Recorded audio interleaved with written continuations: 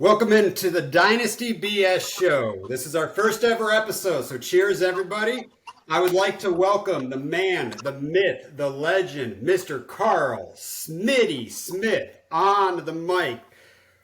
We recently started just some league podcast, and we really want to do a dynasty one. So for who all that is going to listen to this, you'll get a little bit of how we feel about dynasty, how we play, some advice.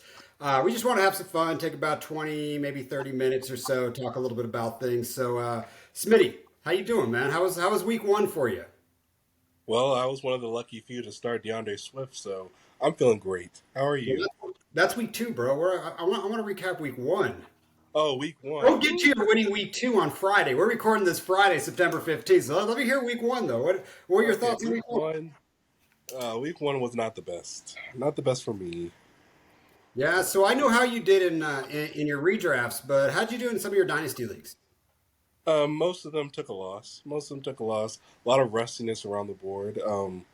I think I won maybe one of them, but that was off the backs of a great Tony Pollard performance. So got lucky with that one.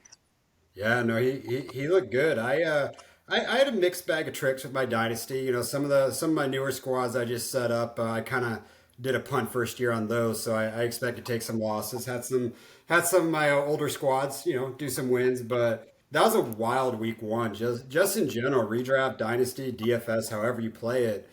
Um, you feeling down at all after week one? I mean, do you feel all that work you put in the in the preseason, doing all those drafts, all your rookie drafts? I mean, do you feel like you scared about what you did? You feel like you put the work in, you made the right moves? I'll say this: when it comes to week one, I usually just ball it up and throw it away because I know it's pretty much a rusty time. Like I know for a fact, Sean McVay and the Rams, they never start their starters, and that always looks bad. Not last week, but it always looks bad. So, I just understand that most of these players are just trying to get reacclimated. So week one, I expect the worst most of the time. I do too. And what you just brought up, I've been really thinking a lot about is the lack of preseason games for some of these quarterbacks and offenses why there was so many less touchdowns week one than last year.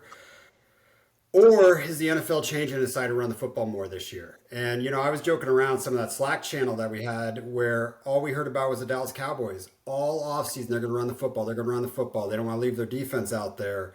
But I saw some teams run the football a lot this week one, a lot. And Right. I think week two will give us that answer. But I think it's just, we're going to lack of production in preseason is kind of what I'll chalk it up to.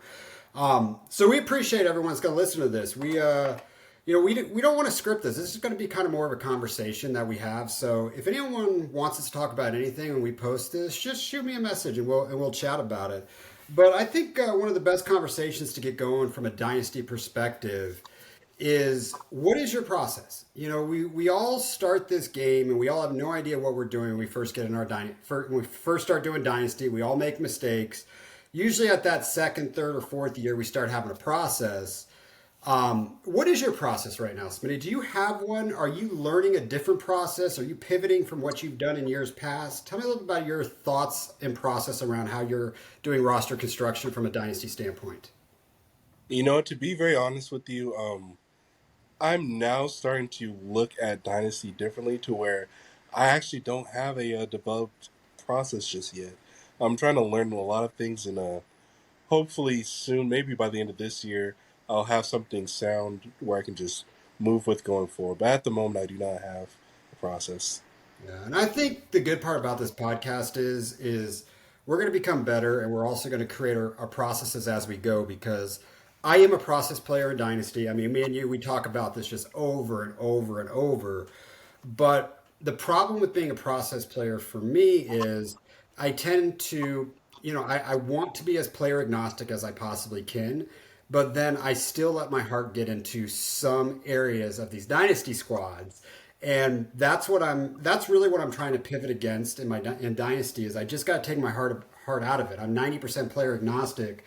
I either need to be all in or just play from the heart. And I know you always joke with me about warp and how I just look at people, just dots on chart.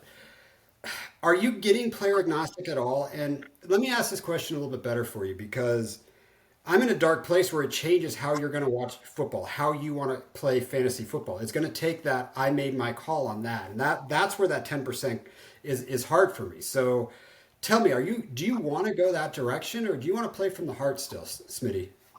You know what? Starting off, I was very much a from the heart guy. I want to see players from teams I like. I might even stack up on a couple of homer picks, but you know what?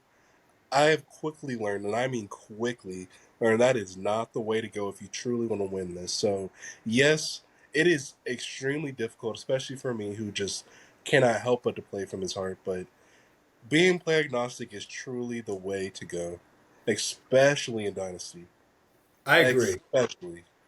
I agree, and it's I've been making a lot of moves, and I'm my process is when I view Dynasty is I like to start 3 or 4 new Dynasty squads every single year now. That's kind of my start. I've really moved into more of that portfolio player. I play in 15 Dynasty leagues right now. Um, Well, my my goal is to get to 30 because I truly want to be player agnostic and move more to a portfolio side of Dynasty, and then let my heart have fun on the redraft side in the DFS space. But I truly believe that if you're consistent, you're making the right changes over and over and over, and you're sticking to your process. So for me, I'll give a good process standpoint that I'm doing right now. Your boy, by the way, on this podcast, this is an NFC West podcast. We got a Rams fan in Smitty, we got a Cardinals fan on my side. But let's talk about a process thing that you should be doing right now on your roster. So Kyrene Williams, who looks like, Cam Akers, we've talked about that. He looked like crap last year. He had issues with his at the beginning of the season. He had issues with the coaching staff, and then all of a sudden popped at the end of the season. But we still have questions. Can anyone really recover and be a workhorse running back with a torn Achilles repair? And right now, when you look at Kyron Williams, you need. I mean, in a process side of it is any second round pick you can obtain for Kyron Williams right now. Go do it. If you're not out there trying to sell him to the Cam Akers owner for a second round pick, you're losing right now. And my process has always been, and this is where we really, differ is any 53 man, anybody on a 53 man for the RB side, that's what I want. I don't care. I won a lot of leagues starting Joshua Kelly in my as an RB. You know what? That worked out really well. I had Kyrie Williams in my starting RB spot in a lot of dynasty leagues, and I won those matchups because I don't care about the RB as much. Now, that's where we go. Spinny, you've always been an RB guy. You've always been, I want that high T RB guy. So talk to me about your RB rooms. Talk to me about changes you want to make inside of those RB rooms. well, let me start with the Kyron Williams. So this is a perfect example of me trying to become less agnostic. So like you said, I am very much a Rams fan. Very proud of them. Thank you guys. But and I so pretty much in every dynasty league, maybe 90% of them, I made sure I had Kyron Williams on my roster. Literally yesterday, someone offered me a second rounder for Kyron, and I was stumped. I'm like, whoa. I love the idea of having a second rounder for this backup, which he is, but can I say goodbye to Kyron Williams, who I thought could be a thing and is now kind of finally showing that he could be. So, I mean, it's an inbox trade. You think I should accept it, huh? So let's talk about the roster construction on that team right there. So do you feel you can win that league this year? Because that's where it's going to come down to. As I build an innie on a 53 man roster running back squad, I'm going to look at it and say, you know what? If I've got everything in place right now, and I just got that guy that can fill in and maybe get 4 or 5 really good starts out of him, get me to the playoffs and make a run. That's one thing. Obviously, I don't want you to leave your running back room completely dry if you think you're going to win. But if you search in your soul and you're like, I don't think I can win this league, Kyron Williams is not going to be a thing moving forward. We know. I think we're going to find out what he is this year, but by no means am I anchoring him thinking that next year he's going to be a productive back on my squad. They're either going to draft somebody. So That's a that. good way to think. So do you think you can win in that league? Honestly, I think it'll get me to the because in this league I also have Cup, which is unfortunate, and I did lose week 1. So I think at the very minimal, I could kiss the first round of the playoffs, but I think that is as good as it gets for this team. So it is pretty Yeah. middling, and so maybe I should just go ahead and accept the trade, right? So it's one of those things that yes, I would accept it 100%. You know me, we've done trades before, and you're starting to realize that I'm always going to ask you for a third rounder. I'm always going to ask you for a fourth rounder because people Brilliant. don't care about these picks. But from a trading standpoint and having an asset, sometimes I can get a trade done where let's say that second round pick that you're going to accept from whatever this team is. Let's say you're getting to the point where you're like, you know what, I might be able to make the playoffs. You're telling me you can't waive that second round pick to an aging vet back and go fill the production with that second round pick if need be, if things just really work out for you this year? You can always Yeah, go for a second rounder. yeah, that is so true. Yeah. That's so true. I can upgrade Kyron with that second. I love to see this man right here. That's smart. That's brilliant. Sorry, man. I tried, but what I was going to say is the tough part is I would send a counter for a third round draft pick on that as well. The only thing that sucks when you do that is now you're going to get that other team to rethink it, and maybe they don't want to give you the second. So sometimes I end up, if I do have what I want anyway, I just accept it. But get that man off your roster. What if Cam Akers actually comes and smashes next week? Now you're talking a third or fourth rounder. So Yeah. I would take that, and it's a process. And you know, if we're talking about a process versus player, one of my other processes is draft picks matter. Draft picks matter to me. You know, I'm going to do my best to get every little bit of what everything I can out of you in a trade, and I'm going to try to take things that you don't value. And those fourth rounders, add them in there. You know, just the hit rate is basically zero on a fourth rounder, but you never know what you can get from that asset. Now, Smitty, the squad we're talking about, is that a league we play in together? No, this was like a last minute startup I've done right before the season started. How many starters are in that lineup? Is it a super flex? It is a super flex. It's a start eight. Oh, start a get send Yeah. him and go accept that trade right now. Go accept Yeah, that trade. incredibly Why we're irrelevant. on this right now, go accept it. Start eight. The only thing that matters are true elite players in the start eight lineup. That's a super flex. I mean, it's just you're not that running back is not getting you to the promised land in a start eight. If it's a start 11, that's a much more valuable back in my mind. Now, talk about since I'm a little bit more process and you're a little bit more player. I watched a podcast the other day, and they were talking about players that you want a bigger share of, and I thought it'd be a cool conversation for us to have because I'm more player agnostic. So the conversation for me is, yeah, there's more players I wish I had, but at the same point, I've got tiers. So I'm curious, who you're with your heart, who do you want more shares of on your dynasty squads right now? And by the way, how many dynasty leagues do you play in? I think I played about five or six, but I think I want 10 so I can do an easy portfolio deal. Be like, okay, I have 10% share of this. I feel like at some point, if I want to go portfolio route, I want to have Mhm. an easy 10. But now I believe I have five. And I wish, and this is going to sound crazy, I wish I had more Bijan Robinson because, as you mentioned before, these when it comes to running back, you just want a any running back that's on a 53 man roster, which I totally get, but I want at least one running back to be the guy. And you know what? When I say Bijan, I also mean Gibbs as well. And I'm not going to throw in McCaffrey, but just some. I would even put Brees, even though he is a bit below. But I just want some guy that I believe can last at the very minimum 5 years, at the very maximum whatever McCaffrey's doing right now. I want that type of player that I can just keep in the RB spot, so I can not think about it anymore really for the next 5 years, and just do it any 53 for that RB2 spot. And I do believe there's a lot of value in that because those are players that truly produce.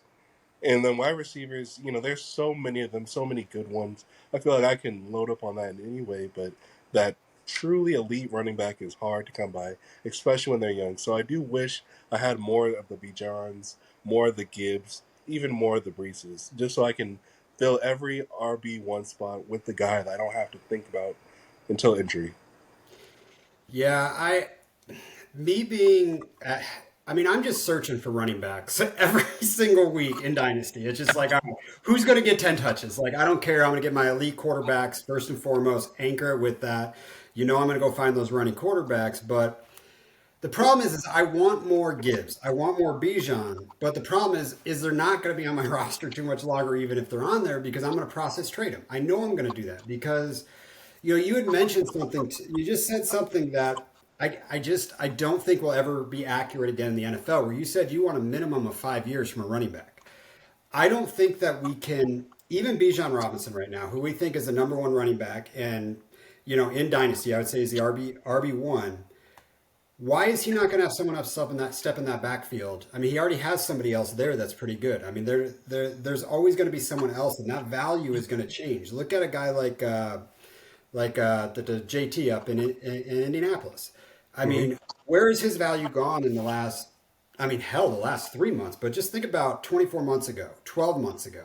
I mean, if we did a startup, well, just single quarterback, he probably would have been what maybe the first pick last year. I mean, Oh yeah. it's these change. So my process approach is also about I do think of Dynasty more in the redraft sense now, where I'm not playing for someone to be on my team for 5 or 6 years because I'm going to keep just doing process trading and process trading and process trading as much as I possibly can.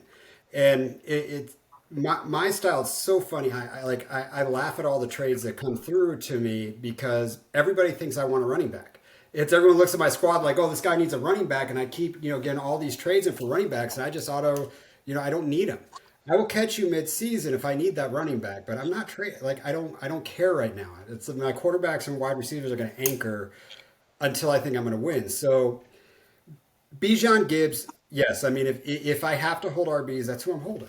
Because obviously they're the youngest, we'll get the most out of them. But man, that's the running back landscape in Dynasty is just I don't know, man. I can't get into it. It's just no running backs make me happy, which sucks. Oh That's a player agnostic side. It is.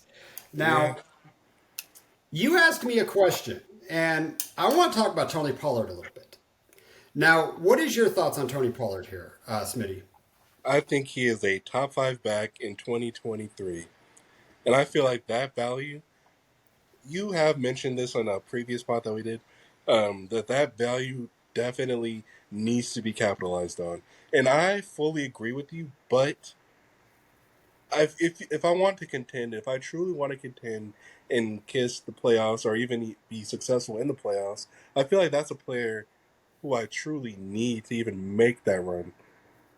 But I also understand that if I was to cash in now, I could get someone younger, spiffier, better, and I could get multiple. I could break them down, I could tear them down, and get some great stuff. So I'm really at a crossroads. Do I want to break them down, get some youth, like a handful of players, or just a couple studs, or or should I ride him into the sunset, which at the very least is going to be a championship probably, or at the very most a championship.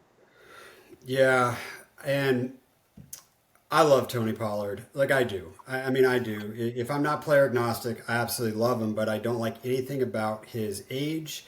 I just don't like the position. It's I just did a process trade with Tony Pollard in a league that I'm making a run for a championship in here. But it was a league I had J.K. Dobbins on, Miles Sanders. I drafted Jameer Gibbs in this league because it's a win now team. Had Tony Pollard on there. I think I have Brian Robinson on that team too. But I shipped out Tony Pollard for a guy who really needed a running back, and I took DK Metcalf and a first off of him. I don't believe that's a trade you get done in most leagues. I just don't. I think that was an uneducated person that took that trade personally because I would laugh at that trade if you sent it to me. I mean, I would laugh at it. But Oh shoot! that's the type of value that I would try to get for Tony Pollard. And maybe you could go get a guy like Joe Mixon and a first for Tony right now. And the reality is, Tony Pollard and Joe Mixon's career are on the same arc. They'll probably be out of the NFL about the same time. And you got your first round pick on the back end of that to then go replace that value. So the going out and buying veterans and getting picks for it, I think. So what I'm trying to say is I almost wish I would have done that opposed to getting DK because I lost JK or Dobbins on that league. I got Garrett Wilson in that league, and I just lost a damn quarterback in there. So my heavy stacked roster got really light, but I can always take that first and go get a running back if need be as well. So if you, I mean, if you think Tony Pollard gets you to a championship, then yeah, you might want to hold them. But the second you think he can, he's got to go. I mean, at least I think he does. Who are your other running backs in that room?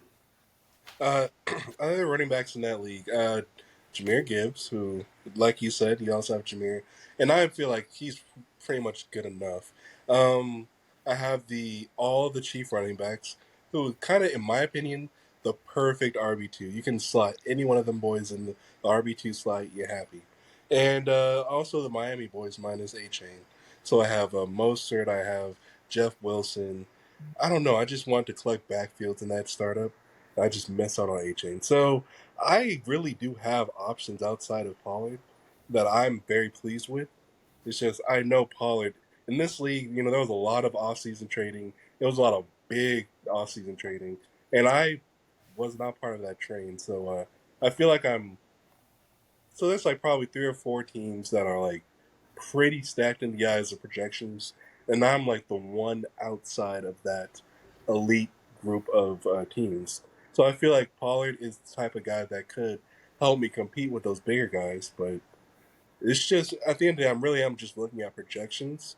Yeah. I don't know, because like you're right, any injury could set any of them guys back. I'm just, I really am just on the outside looking in, like, oh man, I wish I tried harder like you guys. Yeah, you know, no one's going to do the work for you. That's something I found in leagues, and I know me and you, we do a fair amount of trading together, and we always get something done. I mean, if we want something, we'll figure it out. But if you've got a running back that's above 26 or above, look, Okay. they're going to evaporate at some point.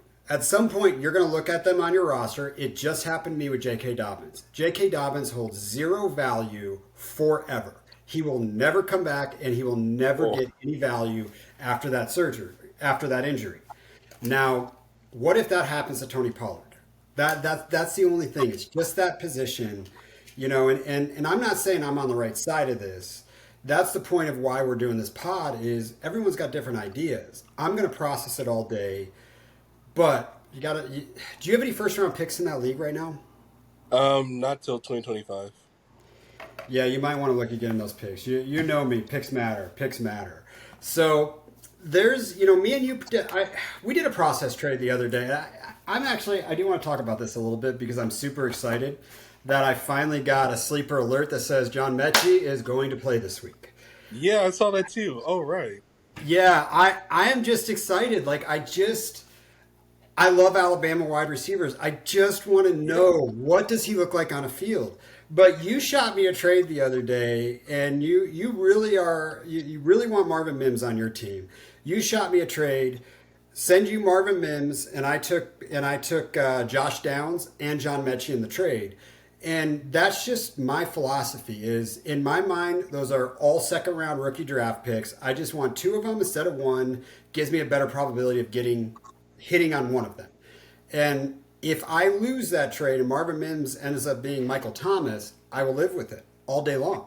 I mean, I'll just live with it because the only way to be a process player is to run more of a portfolio. If I'm only running 5 teams, my process might suck because I'm looking at the probability of it working, and sometimes it's just not going to work out. And sometimes I'll take running backs in a trade, or I'll send that second for Joshua Kelly, and next thing I know, shit, Eckler just got hurt. Maybe I could have got a first for him now, and it just happens. But it's process. So you want some more Bijan on your team. If I looked at players I want a bigger share of, I I feel it's almost in the tight end spot.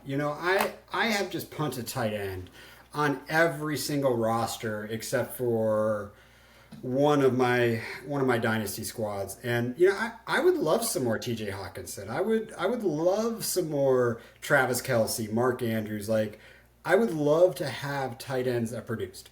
And I'm playing the running back game and the tight end game every single week, so I just don't want to pay for them. Like I didn't want to pay for a tight end. I Yeah, mean, that's the tough part.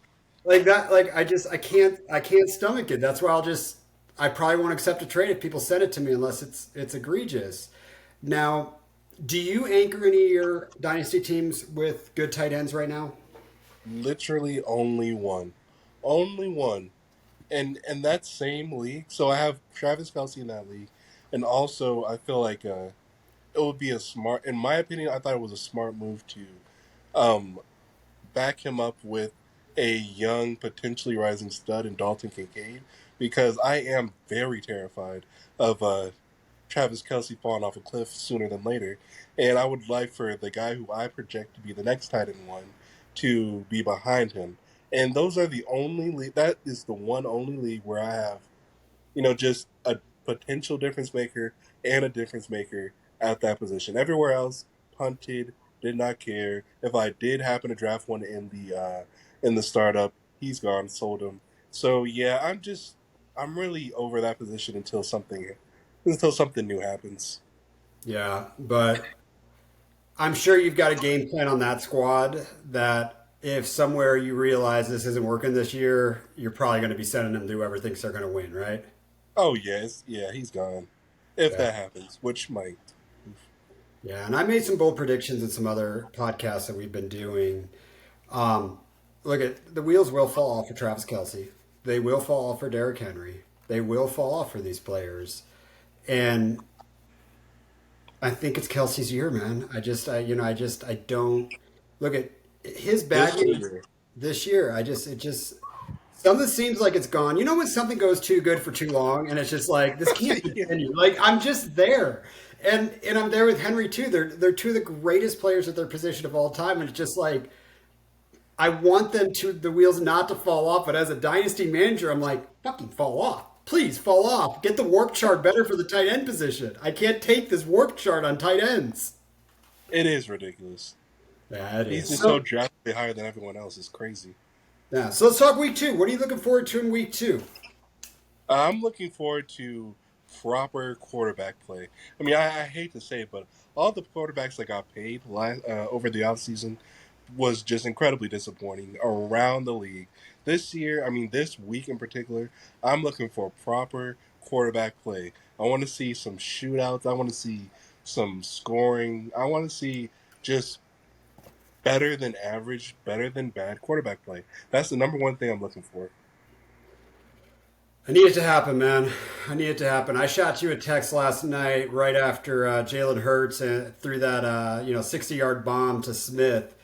That Yeah. was the first moment since football has started. Like I had a rough week 1 just on my teams that really mattered to me. It was just miserable. Drake London, Antonio Gibson, Jalen Hurts. I mean, just it was hard. Like I finally had a moment last night where I'm like, oh God, football's here. Like that stack did a lot to me. And then I look down, and in that league, the most important one, I'm literally playing against T.J. Hawkinson and the Philadelphia defense. I'm like, you got to be kidding me Uh-oh. right now. Yeah, but I'm looking forward to watching Jameer Gibbs. I'm looking forward to watching the Cincinnati offense. I'm looking forward to seeing a bounce back from just a really weird week 1. There's no Yes. players specific right now where I'm like, I really want to see them do well because this is going to be more of a player agnostic conversation from my standpoint. But I just want to see offenses be offenses again. I want to see it look like they know what they're doing opposed to letting defenses get the upper hand like they did in week 1. I want to see Atlanta throw the football a few more times. I, I, if I could make this room dark right now and shine a spotlight on me, it is my love affair of Drake London. Um, it that's the 10% really. If I talk about Dynasty right now, the 10% that I'm not player agnostic is Drake fucking London, Smitty. Oh man. I have him everywhere, and What do you do with Drake London right now? I mean, what do you do as a Dynasty manager? Because at this point, it's nothing. Just Oh, you have to hold. Unfortunately, you have to because the talent is just there. We know it. We've seen it before. You just have to hold and hope for the best. And I've heard someone say, "Okay, maybe you can wait out his rookie contract and hope he goes somewhere else." I mean, that's the worst case scenario. I mean, that's 2 more years. And imagine if they, I mean, the Atlanta Falcons, with the way that they don't care about their first round talent that they draft from a skill position. I mean, they may as well just franchise tag him after that and still not throw the football to him. They don't Oh care, my god. dude. They don't care. I've never seen. Is this a, so? Let me ask you this: is it Arthur Smith or is it Desmond Ritter? I don't know the answer to that. Oh, it's definitely Arthur Smith because for him to be okay with Desmond Ritter, which I mean, yeah, that means he has a scheme where he does not need to pass. I mean, yeah, where he doesn't need to pass that often. And you know what kills me about Atlanta? Okay, they have gotten everything they need on offense. They got the running back, the receiver, the tight end. Please, in your first round pick, please draft defense. Please. Please. So Kyle Pitts was the third overall pick, correct? Oh shoot, I don't even remember. If that I think he was really. 3. I really do. Oh He my was. god. He was up there, and London was 7 or 8, right? Uh-huh. First receiver. They have 2 top 10 picks that they don't throw the football to. It is look at I'm all about winning a football game, play defense. I get all that, but at some point you got to say, why the fuck are we paying these people to not use them? Right. And I'm terrified right now that Philadelphia is going that direction on running the ball. And everybody in fantasy football has attacked that offense. I mean, just attack that offense. AJ Brown, Devontae Smith, Jalen Hurts. Jalen Hurts is incredible. I mean, they're all incredible, but man, they're going to run that football. I mean, they will not stop running that football. So, what do you do with their skill positions on the outside? So, let's say you're a Devontae Smith manager or an AJ Brown manager right now. What are you doing? Are you trying to process trade them, or are you going to stick to just their name attached to Jalen Hurts right now? Starting with Devonta Smith, I think this is easy. Devonta Smith, you raise him in your ranks. You say, okay, this kid, he has the ability to where if Jalen Hurts wants to throw a long bomb, he got it. AJ Brown, on the other hand, it's time to sell. That I, I honestly think I don't know what the price would be. Maybe even a first period. No, no, no, no. You gotta get a little something else. no. If you're gonna no, if you're gonna trade AJ Brown, you have to process that trade. You have to tier down 1 tier off a receiver, and you have to get a first round draft pick back off of that. So let me pull up some ranks here. I'm just gonna look at some dynasty ranks from a let's see rankings. Let's go dynasty. Boom. Hold on a second. Let's go custom. If someone sent you AJ Brown for Drake London, would you take that? No, I would no. I can't. So, if you would have asked me that question before the season started, I would have told you I'm going to process trade that. I'll probably sell off Drake London and get minimum of first on the back end of that one. Okay. Um, I can't remember where I had Drake London in my tiers. I think I would need a tier above Drake London even before season to get rid of AJ Brown. So for me, if I look at some tiers here, so let's talk about.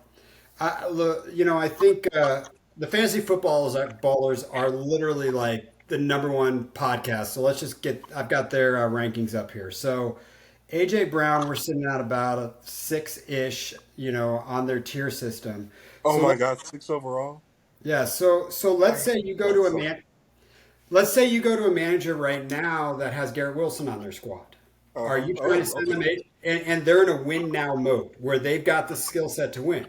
Maybe you can make that trade. I would not do that trade but you never know what that manager is. But if we talk about tearing down, let's talk about DK Metcalf and a first for AJ Brown. Would you make that trade? I would. Ooh, I would be very happy to have DK in the first.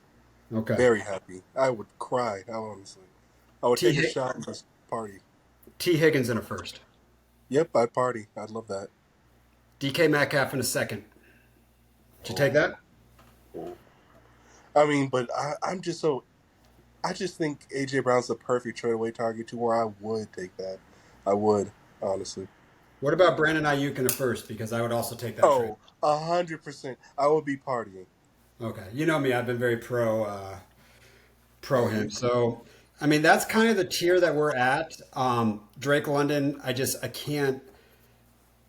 It just I breaks my understand heart. that. I don't know what to say about that offense, and I can't. I cannot trade for him right now, even though he's probably going to be the cheapest he ever will be, unless he literally is stuck in that same offense for the next 3 years.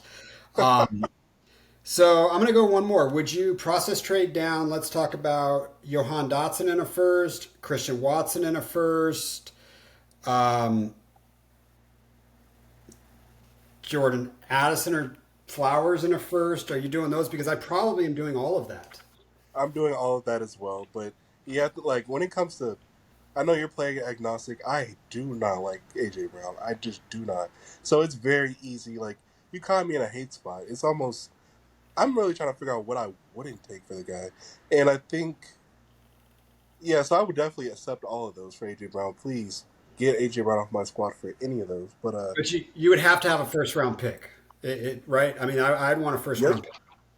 All right, yep. so let's talk about a guy like Tyreek Hill then right now. So Ooh, uh, doesn't I don't I mean when I talk about not being player agnostic, I love Cheetah. He's my favorite player in football. I love Cheetah. I oh, want him very cool. everywhere. But are you going to try to process trade him as well? So you got 2 more years. Where I told you off season that when he said he had three more years left, I told you this fool was literally going to go wide receiver one, wide receiver one, wide receiver one, retire. Like he's the best wide receiver in football. He's a better wide receiver than Justin Jefferson. Um, Whoa. dude, there's just if you really go back and look at his entire football career, it's like the dude is unreal. And we'll probably say that Justin Jefferson in about 3 years. You know, I mean it's one of them. And maybe Chase can step up this year, but I'm going to process trade Hill. I just sell me on what I should take for Hill because I'm curious. What should I take for Hill?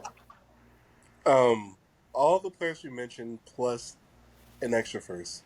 So I would honest to God, if I'm selling Hill, like I've sold him on the cheap before, but now knowing his full true value, especially in this Miami offense, I'd say that tier where you mentioned Christian Watson, Johan Dotson, and T Higgins, Ayuk, and all them.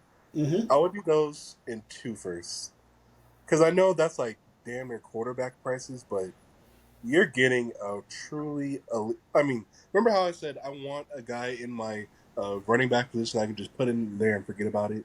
He is definitely that guy when it comes to receiver. He will not goose you. He couldn't if he tried. So yeah, I would say I want two first plus that Johan Dotson type deal, that Christian Watson two first, Brandon Ayuk two first. Is that a crazy price?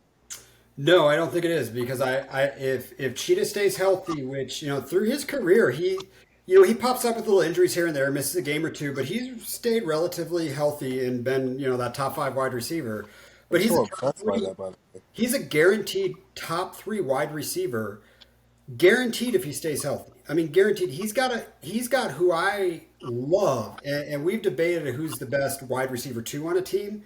Uh huh. He's got Jalen Waddle on the other side that legitimately looks like a high school football player compared to Cheetah. I mean, it's just like there's so much difference of a talent level just in those two, and we're talking about Waddle being a top 10 wide receiver. Right. Right. What a crazy offense. Yeah, I mean, so the trade we talked about earlier with Pollard, one of the reasons I was able to do that on that squad is because I am anchoring with Tyreek Hill, 100%. And I had to get rid of one of them because it's just the value. So I chose Pollard, but and man, if I start off bad in there in the first 4 or 5 games, I'm going to get a haul for him for sure. Now, last thing I think I want to talk about here is I just want to talk about some rookie wide receivers Okay. because I I think I've seen some good things in the first week and one game. And I was texting in our Slack chat about we need to start talking about Jordan Addison. I know the community, we've all been talking about him, but we have 2 touchdowns. Now, target share wasn't a huge percentage of it, but the touchdowns that he's had are good touchdowns. When you watch them, you say, all right, that guy's going to be good. We've got Zay Flowers, who, you know what, was it the best, point wise for a receiver? No, but he will be a big part of that offense. So if he's got a good week too, he's going to hit. We got Puka Nakua. I think I said that right. Puka Nakua. You're the Yep. Rams fan. You probably love him. Dude, if that dude gets 15 targets again, that's going to be absolutely incredible. We've got QJ, who you just dropped, which I still don't know why you dropped him. Thank you, appreciate that. I want to see what it's going to be the next couple weeks in our redraft league. But I don't want too many of the players on the same team. I know I saw that's why I dropped. I want to see where he's going to go. JSN. I mean, talk to me about your love of these wide receivers and where do you have them ranked? And it might take you a second because I know we didn't talk about that question beforehand. Okay, so had in the off season I had JSN well above the rest. I think my ranking was actually JSN, Addison, um, JSN, Addison. Z- if I'm being very honest, and we're talking about during the off season, my ranking was literally JSN, Addison, QJ, Zay, and then we could say Puka. Puka really wasn't that much into it until later during training camp season. So now, based off of week one, I, I mean, Addison is so clearly the best one, and because we've seen what he's doing for the offense. I mean, I saw Kirk last night just be happy to even have that option away from Jay, and away from JJ and Hawkinson. So, I mean, he's already working wonders for that offense. So I would like to put him at number one, but I still believe in JSN. He just needs to get healthy so I can see his hand needs to get healthy so I can see JSN be the guy I know he is. And Zay Flowers looked great too, to where he might be a solidified two. I mean, but that was without Mark Andrews, so I really don't know how to properly evaluate that. And Puka Nakua, again, it's like, wow, he came off flashing, but I gotta see more. So, based off the first week, I really only want Addison, and I gotta see week two for everyone else, like especially JSN and Puka. I need week two Puka as well, if Yeah. that even happens. Yeah, I mean, I like those rankings. So I went into the year, and to me, look at QJ. I was not a fan of him. And I just said thank you for dropping him, just because I really just want to see what it is in redraft. But that's the only of all of my squads that and I'm in a lot of leagues. The only QJ share I have is in the one I just picked up on waivers. I didn't draft him once. I was really anti QJ going along the process, and it was always JSN, it was Flowers and Addison, those three, and no one else mattered to me. Like that's how I viewed this draft class. And Puka is, man, I can become a believer real quick and move him up those rankings pretty darn high because the dude looked like Cooper Cup. The dude looked like Cooper Yeah, Cup he did. in his first game, Smitty. Like either that dude's got the best confidence ever, or he's really good. So I'm excited to see these boys kind of see what they have, but I do think Zay Flowers ends up being the number one wide receiver in the class. Like that's where that's where I plant my flag. But again, I'm going to be player agnostic, and I'll probably have any of those three in some sort of combination in a second or something as I'm trading across the board. I like where he's at with his quarterback. I'm a huge Lamar fan.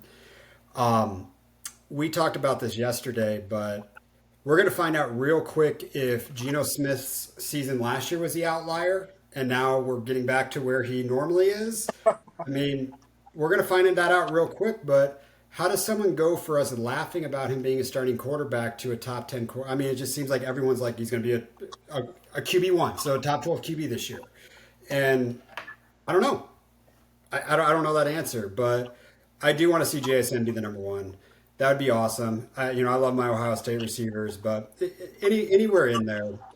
Um, yeah, I think that's about all. Anything else you want to cover today? I mean, we think we've had a good. Sorry, we went 45 minutes. I say we're going to go 20 or 30, but anything else you want to cover in the dynasty landscape before we close this one out? Yeah, just one more thing, and I mentioned him earlier, Dalton Kincaid. I really want him to replace Kelsey, and I'm not saying this year, but I want it to happen quickly because despite the Monday night game, I do still believe in the Bills.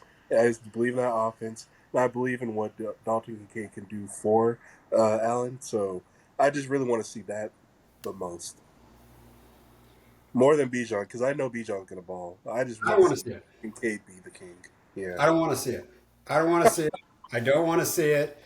I look at so I'm going to talk about warp on this podcast a lot, and I didn't spend too much time talking about it, but I am so irritated at the warp chart of a tight end. I mentioned that earlier, but it's Travis Kelsey here, and then everybody else here. So you look at this warp chart, and him and Mark Andrews will be the only two that matter on there. But once Travis Kelsey retires, and we remove that from the position, now look at the warp chart. Now we're competitive. I hate the fact that one player, one position can give you such an advantage. And I know if we draft right, it works in our favor, but it's not how I draft. So I don't want the greatest tight end ever to be on somebody else's dynasty squad. Like I just I don't. totally get that. I totally Yeah. get that. I want my mathematics and my warp charts to look little bit better. But look, guys, I hope you all like this. This is our first one ever. We're gonna just keep doing these. Anybody wants us to answer any questions? Look at hit Smitty up on a DM, hit myself up. We're gonna post this in the leagues that I'm doing commission on and wherever Smitty wants to post it. But we'd love to answer any questions and just have some fun. I mean, this is the Dynasty BS show. All we do is BS, man. So. Smitty, we appreciate you, brother. Yeah. Hey, good luck. Good luck this week. Yeah. Shout out to